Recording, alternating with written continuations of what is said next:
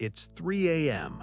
You're trying to sleep, and then, out of nowhere, your brain serves up a memory from 11 years ago. Something you said at a party, a joke that didn't land, a presentation where your voice cracked, a text you sent to the wrong person. Nobody else remembers it, nobody else cares, but your brain will not let it go. You cringe, you physically flinch. Sometimes you make a sound just to interrupt the thought. If this has happened to you, and it has happened to almost everyone, this video is for you. First, let's be clear about what this is not. It is not your brain punishing you. It is not proof that you're pathetic or broken. And it is not random. Your brain is doing something very specific and very intentional. What feels like torture is actually your brain trying to protect you. Once you understand why, the memories don't disappear, but they lose their power. Here's what's actually happening in your brain. Embarrassing memories are stored differently than ordinary memories. When something emotionally charged happens, especially something involving social rejection or humiliation, the amygdala flags it as a threat. The amygdala then tells the hippocampus, "Encode this deeply. We cannot let this happen again." This is called emotional memory consolidation, and it evolved to keep us safe from social exile. For our ancestors, being rejected by the group was a death sentence. Your brain still treats it that way. Research from the University of Portsmouth found that social pain activates the same neural regions as physical pain. That cringe you feel when the memory hits, that is your nervous system re-experiencing the threat as if it's happening right now. But why does it happen at 3 a.m. specifically? Why not during the day? During the day, your brain is occupied. External demands, tasks, conversations, they suppress the default mode network. The default mode network is the part of your brain that activates when you're not focused on anything external. It's your mind's idle mode. And when that network turns on, it does what it was designed to do: review, reflect, and process unresolved social experiences. It goes straight to the high-priority flagged files, the ones the amygdala marked as unresolved threats. This is why the memories feel so vivid at night. Your brain is not tormenting you, it is trying to resolve something.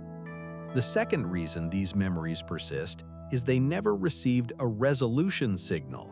You never fully processed the emotion. You suppressed it, moved on, or convinced yourself it didn't matter. But the brain kept the file open, and every night when the default mode activates, it returns to check, is this resolved yet? The answer is always no, so it replays and replays and replays. Here's where many people make it worse without realizing it. When the memory hits, the instinct is to cringe, push it away, or distract yourself. But suppression is the worst possible response to an unresolved emotional memory. Every time you push it away without processing it, the brain flags it as even more unresolved, even more urgent, and the loop comes back stronger the next night. The second trap: using the memory to confirm a negative story about yourself. I always say the wrong thing. People must think I'm an idiot. I've always been like this.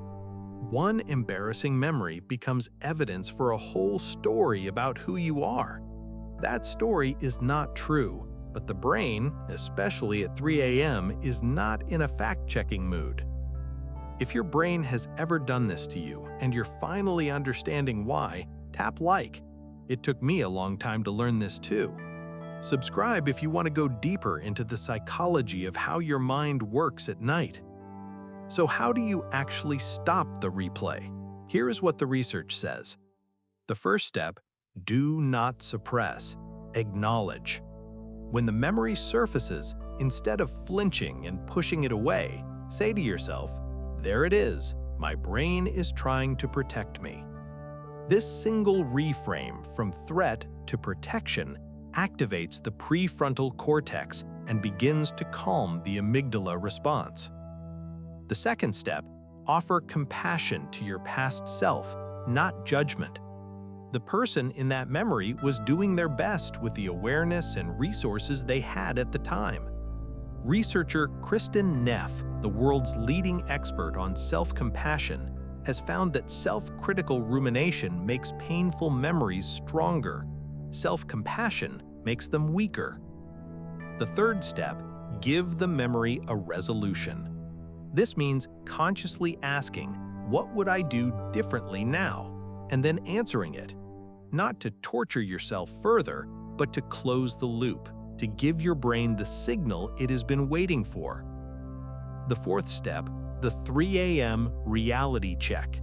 Ask yourself, will this matter in 5 years? In almost every case, the answer is no. The people involved don't remember it, and even if they did, their opinion of you is not your identity. Here's something I want you to really hear. The fact that embarrassing memories visit you at night does not mean you are more flawed than other people. It means you have a conscience. It means you care about how you show up in the world. People who feel no cringe at all, who never revisit their words and actions, are not at peace. They're not paying attention. Your sensitivity is not your weakness. It is the same quality that makes you thoughtful, empathetic, and real. The next time a memory ambushes you at 3 a.m., you now know what it is. It is not your brain torturing you. It is your brain doing its job, imperfectly, loudly, at the worst possible hour. And now you have the tools to give it what it actually needs: acknowledgement, compassion, and resolution. If this video explains something you've never had words for, share it. Someone in your life is lying awake right now wondering why their brain does this. And the next video, we go into the psychology of 3 a.m. anxiety itself, why the night amplifies everything, and how to finally make it quiet.